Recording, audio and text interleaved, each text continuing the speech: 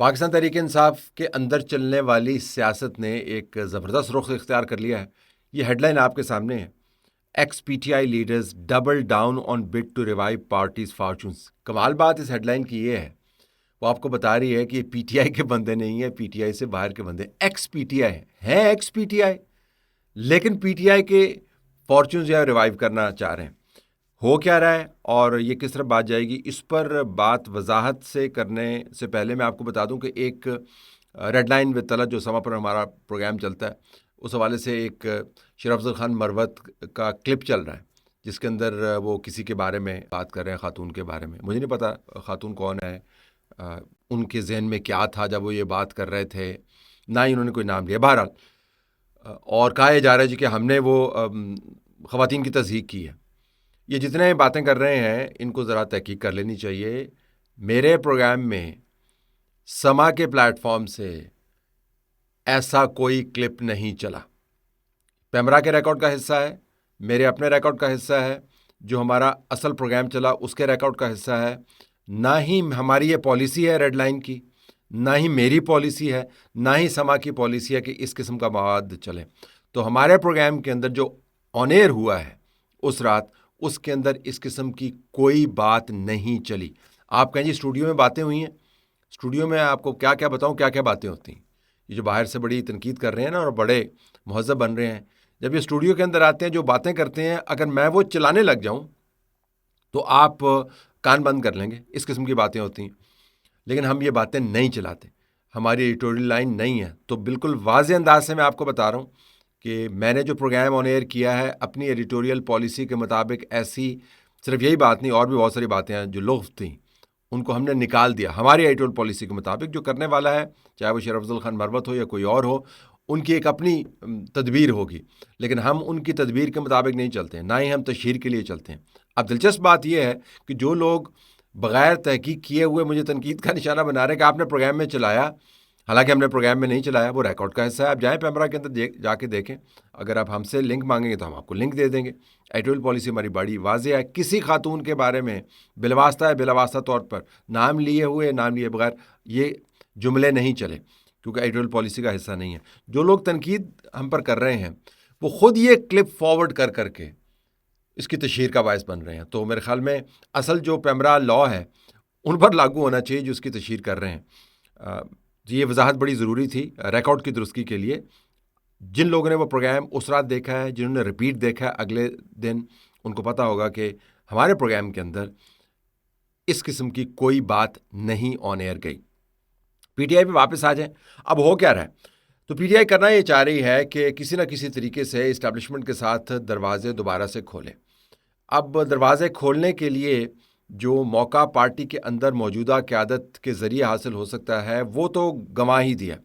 अब बैरिस्टर गौहर जैसे लोग हैं या असद कैसर जैसे जो लोग हैं, वो निज़ाम इस वक्त जो पीटीआई के अंदर चल रहा है उसके मार्जिन्स पर जाते हुए नज़र आ रहे हैं। आप कह सकते हैं कि असद कैसर का भाई जो है वो इस वक्त सूबाई काबीना का हिस्सा है और असर रसूख रखते हैं, लेकिन वो मार्जिन्स पर है। जो खैबर पख्तूनख्वा के अंदर नई क़यादत आई है उसने जिस किस्म के बयानात दिए हैं, तो पार्टी के अंदर से लोग जो चाहते थे कि इस्टेब्लिशमेंट के साथ राब्ते हों, वो अब खुल के इस राब्ते के हवाले से बात नहीं कर सकते। तो उनकी स्पेस हो गई है बहुत कम। तो अगर अब उनकी स्पेस कम हो गई है और जो नई काबीना आई है, नया चीफ मिनिस्टर आया है, उसकी तरफ तो स्पेस का सवाल पैदा ही नहीं होता, क्योंकि उन्होंने पब्लिक पोजीशन ही ऐसी ले ली है। तो फिर डायलॉग के लिए दरवाज़ा आपने खुलवाना कहाँ से है? यहाँ पर आते हैं ये लोग एक्स पीटीआई, लेकिन इतने भी एक्स नहीं है कि दोबारा से वापस ना आ सकें। सो एक्स पीटीआई जो पीटीआई के साथ राब्ते में है, हुकूमत पर तनकीद भी करते हैं और पुराने ज़माने में इमरान खान के करीब भी थे, आजकल ग्रे जोन के अंदर हैं, उनसे आप राब्ते करें और उनके ज़रिए डायलॉग वाले मामले को चलाएं। तो ये नुक्ता समझने का है कि पहले अगर बैरिस्टर गौहर बात करते थे, अब बैरिस्टर गौहर बात नहीं कर सकते। पहले अगर अली अमीन गंडापुर बात करते थे, तो अब अली अमीन गंडापुर वहाँ पर मौजूद नहीं है। तो अगर आपने बात करनी है तो किसके ज़रिए करनी है? इमरान खान के ज़रिए तो नहीं करनी, बाकी क्या तो आपकी जेल में है। तो आपको एक पाइपलाइन चाहिए जिस पाइपलाइन के ज़रिए आप डायलॉग की बात को आगे ले जाएं। अब मसला इस पाइपलाइन के लिए ये है, 3 मसले हैं। एक तो ये कि इनको अंदर से बहुत ज़्यादा रेजिस्टेंस है। अगर आप सोशल मीडिया के ऊपर इन तमाम लोगों के बारे में जो कमेंट्री हो रही है उसको आप देखें तो आपको पता चलेगा कि कितना शदीद रद्द-ए-अमल है उस लॉबी की तरफ से जिसने गालम गलोच को, लड़ाई को और मुसलसल सियासी जंग को अपने कैरियर में कन्वर्ट कर दिया। तो नंबर एक, तो अंदर से रेजिस्टेंस बहुत ज़्यादा है और अंदर से जो रेजिस्टेंस आ रही है उसको लीड कर रहा है पाकिस्तान तहरीक-ए-इंसाफ का सोशल मीडिया विंग। नंबर दो, जो मौजूदा क़यादत है खैबर पख्तूनख्वा की, उसने जो स्टैंस लिया हुआ है, अगर उसके स्टैंस के अगेंस्ट ये लोग जाते हैं तो इनकी स्टैंडिंग नहीं है, ये पीटीआई का हिस्सा नहीं है, ये कैसे पीटीआई को रिप्रेजेंट कर सकते हैं। और तीसरी बात, अगर ये रिप्रेजेंट करते हुए इस्टेब्लिशमेंट के साथ बात भी करेंगे तो उसको इम्प्लीमेंट करने के लिए उन्हीं लोगों के ज़रिए जाना पड़ेगा जो इमरान खान की नुमाइंदगी खैबर पख्तूनख्वा के अंदर करते हैं। तो जब आप बातचीत का मामला तय भी कर लेंगे तब भी आपको जाना उसी रास्ते है जिस रास्ते में आपको सोहेल आफरीदी मिलेगा, जिस रास्ते में आपको काबीना के वो मेंबरान मिलेंगे जिन्होंने ऑलरेडी इतनी बातें कर दी हैं, इतने नारे लगा लिए हैं और इतनी धमकियां दे दी हैं, इतना ज़ुबान के ज़रिए डैमेज कर दिया है कि वो इस डील को आगे नहीं जाने देंगे। और सबसे अहम बात, इमरान खान की बहनें क्या इसको इंडोर्स करेंगी? अगर इमरान खान की बहनें इनको इंडोर्स करती हैं तो इमरान खान की बहनों ने जो अपना स्टैचर बनाया हुआ है कि हम सिंबल ऑफ रेजिस्टेंस है, उसका क्या बनेगा?